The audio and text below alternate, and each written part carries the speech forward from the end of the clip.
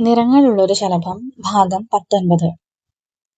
റൂമിലിരുന്ന് മടുത്തപ്പോ അല്ലി അടുക്കളയിലേക്ക് ചെന്നു.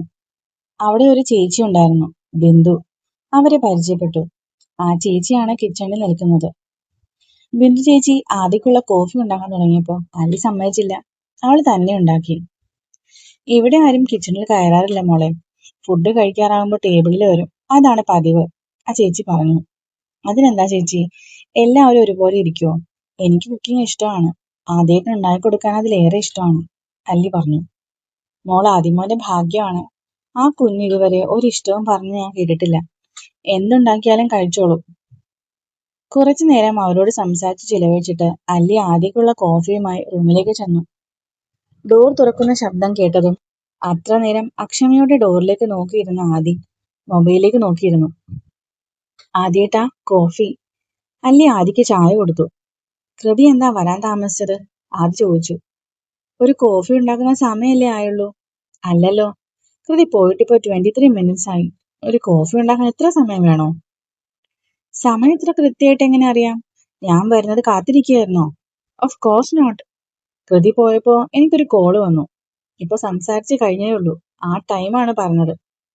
ആണോ? ഞാൻ ഓർത്തു എന്നെ കാണാൻ നോക്കിയിരുന്നെന്ന്. കൃതി പോലീസിലാണോ? ആദി കള്ളച്ചിരിയോടെ ചോദിച്ചു. അല്ലല്ലോ, പക്ഷേ ഒരു കള്ള പോലീസിന്റെ ഭാര്യയാണ്. കൃതി അവനെ നോക്കി പുരികൻ രണ്ടും ഉയർത്തി കാണിച്ചു. ആദി ചിരിച്ചുകൊണ്ട് കോഫി എടുത്തു. കൃതിക്ക് വേണ്ടേ? ഇപ്പൊ വേണ്ട. അല്ലി ബാഗിലെ ഡ്രസ്സുകളൊക്കെ ഷെൽഫിലേക്ക് വയ്ക്കാൻ തുടങ്ങി. നമുക്ക് ഇവിടെ നിൽക്കണോ കൃതി? എനിക്കിവിടെ ഒട്ടും കംഫർട്ടല്ല. നമുക്ക് ഫ്ലാറ്റിലേക്ക് പോവാം, ആദി പറഞ്ഞു. പോവാലോ, പക്ഷെ കുറച്ച് ദിവസം ഇവിടെ നിന്നിട്ട് പോവാം. അല്ലെങ്കിൽ അച്ഛമ്മയ്ക്ക് സങ്കടാവില്ലേ?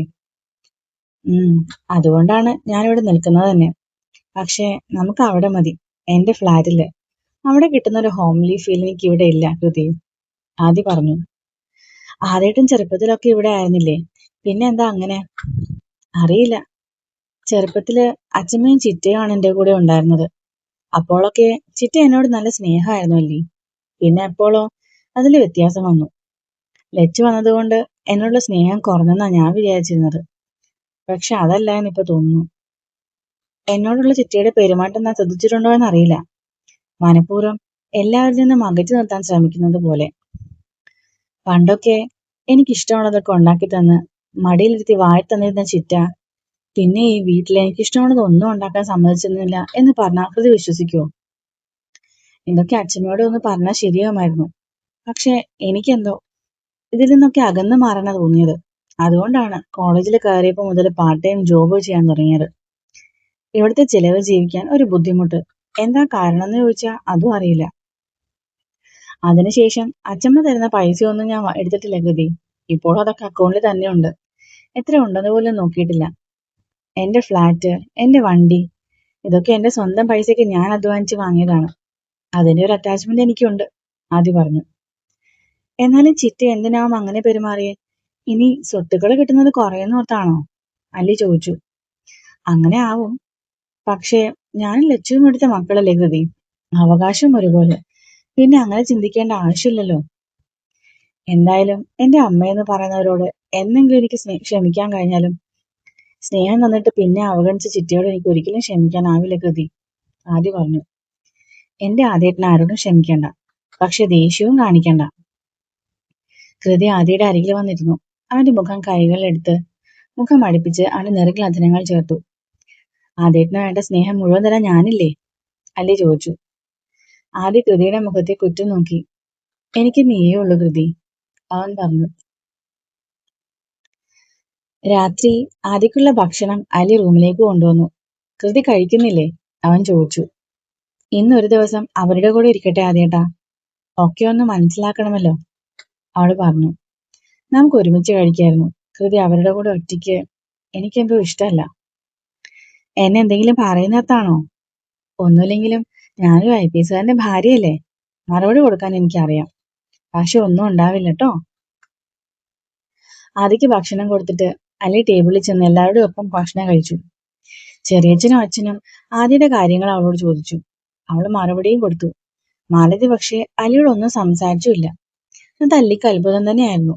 അവർക്ക് ആദിയോട് എന്ത് സ്നേഹമാ ഉള്ളതെന്ന് അവൾ ആശങ്കയോടെ ഓർത്തു. ലച്ചുവിന് ഇഷ്ടമുള്ളതൊക്കെ പ്രത്യേകം കൊടുക്കുന്ന ചിറ്റയെ കണ്ട് അലിക്ക് പുച്ഛം തോന്നി. ആദ്യേട്ടനെ സ്നേഹിച്ചില്ലെങ്കിലും കുഴപ്പമില്ലായിരുന്നു. പക്ഷേ ജോലിക്കാരെ പോലും ആദ്യേട്ടന് വേണ്ടി ഓരോന്ന് ചെയ്യുന്നതിൽ നിന്ന് വിലക്കിയത് എന്തിനാണെന്ന് മാത്രം അലിക്ക് മനസ്സിലായില്ല. ഇവർക്കൊക്കെ ആദ്യേട്ടനോട് എന്തിനാ ഇഷ്ടക്കേട്? അല്ലി ആലോചിച്ചു. എന്തായാലും അവരുടെ കള്ളങ്ങൾ എല്ലാവരുടെ മുന്നിലും തുറന്നു കാണിക്കുമെന്ന് തന്നെ അവൾ തീരുമാനിച്ചിരുന്നു. രാത്രി റൂമിലേക്ക് വന്നപ്പോ അച്ഛമ്മയും അച്ഛനും ഉണ്ടായിരുന്നു അവിടെ. അവളോട് സംസാരിച്ചിരിക്കെ അച്ഛമ്മ അവളോട് ജോലിക്ക് പോകുന്ന കാര്യം ചോദിച്ചു. കൃതി എന്നാ ഇനി ജോയിൻ ചെയ്യുന്നത്? ആദ്യം ഡ്യൂട്ടിക്ക് കയറുന്നന്ന് ഞാനും കയറും. ഒരുമിച്ച് പോവാലോ. തിരിച്ചെങ്ങനെ വരും കൃതി? വീട്ടിൽ നിന്ന് തന്റെ വണ്ടി എടുക്കണോ? ആദ്യ ചോദിച്ചു. തിരികെ ഞാൻ ബസ്സിന് വന്നോളാം, അതാ എളുപ്പം, കൃതി പറഞ്ഞു. അച്ഛമ്മയൊക്കെ പോയതും അല്ലെ ഫ്രഷ് ആയി വന്നു. താൻ ഏത് സൈഡിലാ കിടക്കുന്നേ? ആദ്യ ചോദിച്ചു. അങ്ങനെ ഒന്നുമില്ല, എവിടെ ആയാലും ഓക്കെയാണ്.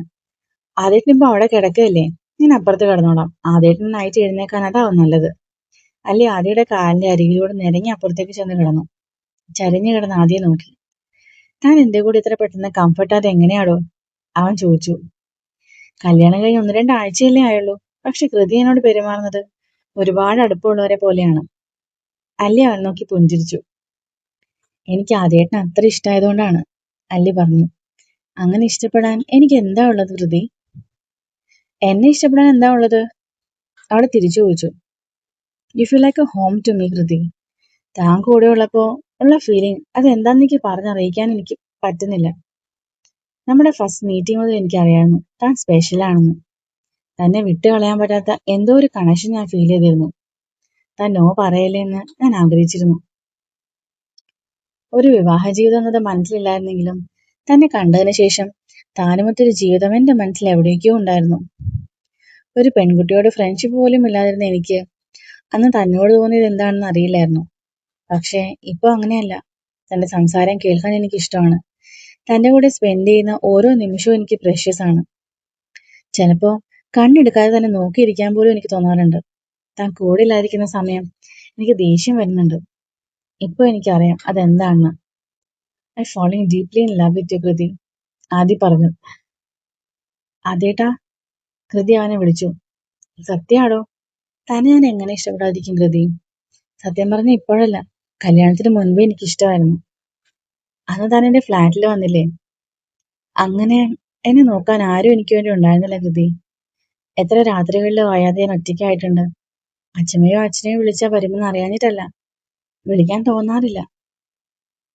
ആ ദിവസം താൻ വന്ന് കയറിയത് എന്റെ ഫ്ലാറ്റിലേക്ക് മാത്രമല്ല, എന്റെ ഈ ഹൃദയത്തിലേക്ക് കൂടിയാ, ആദി പറഞ്ഞു. അല്ലയുടെ കണ്ണുകൾ നിറഞ്ഞു. എന്റെ ഭർത്താവിനോട് ഇഷ്ടം പറഞ്ഞത് ഇങ്ങനെ സിറ്റുവേഷനിലാവുമെന്ന് ഞാൻ ഒരിക്കലും വിചാരിച്ചിട്ടില്ല, അല്ലി ചിരിയോടെ പറഞ്ഞു. തന്റെ മനസ്സില് ഒരു റൊമാൻറ്റിക് പ്രപ്പോസലൊക്കെ ആയിരുന്നോ? താൻ അവളെ നിരാശപ്പെടുത്തിയോ എന്ന് ആദ്യം ഓർത്തു. എന്റെ ആദ്യേട്ടാ, എനിക്ക് അങ്ങനെ ഒരു ആഗ്രഹവും ഇല്ലായിരുന്നു. ഈ IPS എന്നെ ഇഷ്ടമാണെന്ന് പറയുന്ന പോലും ഞാൻ ഓർത്തിട്ടില്ല. എനിക്കിഷ്ടമായിരുന്നു ഒരുപാട്. എന്നെ അറിയുന്ന എല്ലാവർക്കും അതറിയാം. പക്ഷെ എന്തെങ്കിലും ഒരിക്കല് ഞാൻ സ്നേഹിക്കുന്നതിനേക്കാൾ കൂടുതൽ ഈ IPS എന്നെ സ്നേഹിക്കുന്ന എനിക്ക് ഉറപ്പുണ്ടായിരുന്നു, അല്ലി പറഞ്ഞു. അതെങ്ങനെ അറിയാം? അതോ, സ്നേഹിക്കപ്പെടാൻ കൊതിക്കുന്ന ഈ ആദ്യേട്ടന് സ്നേഹിക്കാനും പറ്റുന്ന എനിക്ക് അറിയായിരുന്നു. എന്നാലും ഇത്ര പെട്ടെന്ന് പറയുന്ന ഓർത്തില്ല, അല്ലി പറഞ്ഞു. മനസ്സിലുള്ളത് പറയാൻ നല്ല സമയം നോക്കിയിരുന്നാൽ ശരിയാവില്ലെന്ന് തോന്നി. വീട്ടിലേക്ക് വരുന്ന അന്ന് തന്നെ പറയണമെന്ന് വിചാരിച്ചതായിരുന്നു. പിന്നെ ഇന്ന് നമ്മുടെ ഫസ്റ്റ് നൈറ്റ് അല്ലേ, അതും ഒരു കാരണമാണ്, ആദ്യം പറഞ്ഞു. ഫസ്റ്റ് നൈറ്റ് ഒക്കെ 2 ആഴ്ച മുമ്പ് ഹോസ്പിറ്റലായിരുന്നു, അല്ലി ചിരിച്ചുകൊണ്ട് പറഞ്ഞു. അത് ഞാൻ പേഷ്യന്റ് ബെഡിലും നീ ബൈസ്റ്റാൻഡർ ബെഡിലും ആയിരുന്നില്ലേ? ഇന്ന് അങ്ങനെയല്ലല്ലോ, നമ്മുടെ റൂമില് നമ്മുടെ ബെഡിൽ ഒരുമിച്ചല്ലേ. അതിന് ഇതിനേക്കാൾ നല്ല സമയം വേറെ ഉണ്ടാവില്ലെന്ന് തോന്നി, അവൻ പറഞ്ഞു. ആണോ? അതെ. അപ്പോ അപ്പൊ ഒന്നുമില്ല, എന്റെ കയ്യിൽ കിടക്കുവോ? അത് ചോദിച്ചു. അതേട്ടിന് വേദനിച്ചാലോ? ധൈര്യമായിട്ട് കിടന്നോ, ഒരു കുത്ത് കിട്ടിയെന്നേ ഉള്ളൂ. ഭാര്യയെ കയ്യിൽ കിടത്താനൊക്കെ പറ്റും, ആദ്യം പറഞ്ഞു. അല്ലി നീങ്ങി ആദിയുടെ കയ്യിൽ കിടന്നു. അവന്റെ നെഞ്ചിലേക്ക് മുഖം ചേർത്തു. ആദിയുടെ കൈ അലിയുടെ ദേഹത്തൂടെ ചുറ്റി പിടിച്ചു. രണ്ടുപേരുടെയും ഹൃദയം വേഗത്തിൽ മിടിക്കാൻ തുടങ്ങി. അല്ലി കണ്ണുകൾ ഇറുക്കി അടച്ചു. ആദിയുടെ അധരങ്ങൾ അലിയുടെ നെറുകിൽ പതിഞ്ഞു. ഇത് തരാതിരിക്കാൻ എനിക്കാവില്ല കൃതി, ആദി പറഞ്ഞു. ഒന്നും വേണ്ടെന്ന് ഞാൻ പറഞ്ഞിട്ടില്ലല്ലോ, അവൾ കണ്ണുകൾ തുറക്കാതെ തന്നെ പറഞ്ഞു. ആദ്യ അത്ഭുതത്തോടെ അവളെ നോക്കി. കണ്ണടച്ച് കിടക്കുകയാണെങ്കിലും അധരങ്ങളിൽ ഒരു പുഞ്ചിരിയുണ്ട്. എന്താ പറഞ്ഞത്? അവൻ ചോദിച്ചു. ഞാൻ ഒരു തവണയെ പറയൂ. ഞാൻ എന്തോ കേട്ടു. മിണ്ടാതെ കിടക്കാതേട്ടാ, ധൃതി ചിരി ഒളിപ്പിച്ചുകൊണ്ട് പറഞ്ഞു. I love you Dhriti. I love you ആദ്യേട്ടാ. രണ്ടുപേരും പതുക്കെ ഉറക്കത്തിലേക്ക് വീണു. പരസ്പരം ഇഷ്ടം പറഞ്ഞതിന് ശേഷമുള്ള ദിവസങ്ങളിൽ അല്ലി കണ്ടത് തികച്ചും വ്യത്യസ്തനായ ഒരു ആദിയായിരുന്നു. ഒരുപാട് സംസാരിക്കുന്ന, ഒരുപാട് ചിരിക്കുന്ന, അവളോട് കുറുമ്പും കുസൃതിയും കാണിക്കുന്ന ഒരു പുതിയ ആദി. എല്ലാം ആദിയുടെ കൃതിയോടെ മാത്രമായിരുന്നുവെന്ന് മാത്രം. അവന് മാത്രമായി കിട്ടിയ നിധിയായിരുന്നു അവന്റെ കൃതി. ആദിയും അവന്റെ കൃതിയും മാത്രമുള്ള നിമിഷങ്ങൾ. ആദിയുടെ ജീവിതത്തിൽ അവൻ സന്തോഷിച്ച കുറെ ദിവസങ്ങൾ. അങ്ങനെ ആദിയുടെ റെസ്റ്റ് കഴിഞ്ഞ് അവന് ജോലിക്ക് കയറാനുള്ള ദിവസമായി. കൃതി. അടുക്കളയിലായിരുന്ന അല്ലി ഞെട്ടിപ്പോയി. ബിന്ദു ചേച്ചി ചിരി അടക്കി. അല്ലി അവരെ നോക്കി ചമ്മയൊരു ചിരി ചിരിച്ചിട്ട് റൂമിലേക്ക് ചെന്നു. ആദിയുടെ മുന്നിൽ ചെന്ന് ആദിയെ കൂർപ്പിച്ചു നോക്കി. എന്താ കൃതി? ആദ്യ നിഷ്കളങ്കമായി ചോദിച്ചു. അത് തന്നെയാ എനിക്കും ചോദിക്കാനുള്ളത്. എന്താ ആദ്യേട്ടാ, ഇതിപ്പോ എത്ര തവണയായി എന്നെ വിളിക്കുന്നു? ബിന്ദു ചേച്ചിയൊക്കെ എന്നെ കളിയാക്കി ചിരിക്കുന്നു, അല്ലി പറഞ്ഞു. അതിന് ആ ചേച്ചിക്ക് എന്താ? ഞാൻ എന്റെ ഭാര്യയല്ലേ വിളിക്കുന്നേ. നീ അല്ലാതെ ആരാ എനിക്കുള്ളത് കൃതി? ആദ്യമായിട്ടാ ഇങ്ങനെ ഞാൻ വിളിക്കുമ്പോ എനിക്ക് വേണ്ടി ഒരാള്. അതാ ഞാൻ. നിനക്ക് ഇഷ്ടമായില്ലെങ്കിൽ സോറി. ആദ്യ വേഗം തിരിഞ്ഞു വന്നു. നീ ആദ്യേട്ടാ, ഇതിനെയാ ഇമോഷണൽ അത്യാചാരം എന്ന് പറയുന്നത്, അല്ലി പറഞ്ഞു. ആദ്യക്ക് ചിരി വന്നെങ്കിലും അവൻ ചിരി അടക്കി നിന്നു. അവളിങ്ങനെ കളിപ്പിക്കാനൊരു രസം. അതിനേക്കാൾ തനിക്ക് വേണ്ടി അവളിങ്ങനെ ഓടി വരുന്നത് കാണുമ്പോ മനസ്സ് നിറയുന്നത് പോലെ തോന്നും. അതിനാ ഇങ്ങനെ വിളിക്കുന്നത്, അവൻ ഓർത്തു. എന്തിനാ വിളിച്ച ആദ്യേട്ടാ? അല്ലി ചോദിച്ചു. വെറുതെ ഒന്ന് നിന്നെ കാണാൻ. എത്ര നേരമായി പോയിട്ട്? ആദ്യേട്ടാ. അവൾ അവൻ നോക്കി കണ്ണുരുട്ടി. കൃതി ഇങ്ങനെ നോക്കുമ്പോ ബേബീസ് നോക്കുന്ന പോലെ ക്യൂട്ടാണ്. ഞാൻ പോണു. അല്ലി മുഖം വീർപ്പിച്ച് തിരിഞ്ഞു നടന്നു. അത് വേഗം ആളെ പിടിച്ചു വെച്ചു. ചുമ്മാ പറഞ്ഞതല്ലേ കൃതി, യു ആർ റിയലി ബ്യൂട്ടിഫുൾ. അങ്ങനെ നോക്കുമ്പോ ശരിക്കും എനിക്ക് എന്നാ തോന്നുന്നു പറയട്ടെ? ആദ്യം അല്ലിയുടെ ചെവിയിലായി ചോദിച്ചു. വേണ്ട, അല്ലി കുതറിക്കൊണ്ട് പറഞ്ഞു. ഇങ്ങനെ പിടഞ്ഞ ശരിക്കും എന്റെ കൺട്രോൾ പോകും കൃതി. You are so tempting. ചിലപ്പോ എനിക്ക് നിന്നെ കിസ് ചെയ്യാൻ തോന്നും, ആദ്യ പറഞ്ഞു. അല്ലിയുടെ പിടച്ചിൽ നിന്നു. കുറച്ചുകൂടി പണിയുണ്ടാതേട്ടാ, ഓഫീസിൽ പോകണ്ടേ? അല്ലി ചോദിച്ചു. ലീവ് എക്സ്റ്റെൻഡ് ചെയ്താലോ കൃതി? ആദ്യ പയ്യെ പറഞ്ഞു. ആദ്യേട്ടാ, എനിക്കറിയാം എന്നെ കളിപ്പിക്കാൻ പറയുന്നതാണെന്ന്.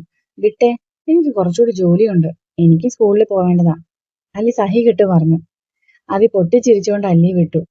വേഗം ജോലിയൊക്കെ തീർത്ത് റെഡിയാവും. ഇന്ന് കൃതിയെ ഡ്രോപ്പ് ചെയ്തിട്ട് ഞാൻ പോവും. അല്ലി വേഗം പുറത്തേക്ക് പോയി. അവൾ ആദ്യം വിയർത്തു പോയിരുന്നു.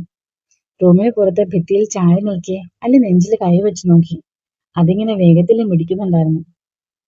റൂമിനകത്ത് ആദ്യ വേഗം AC കൂട്ടിയിട്ടു. താങ്ക് ഗോഡ്, കൈവിട്ട് പോയേനെ, അവൻ കള്ളച്ചിരിയോടെ പറഞ്ഞു.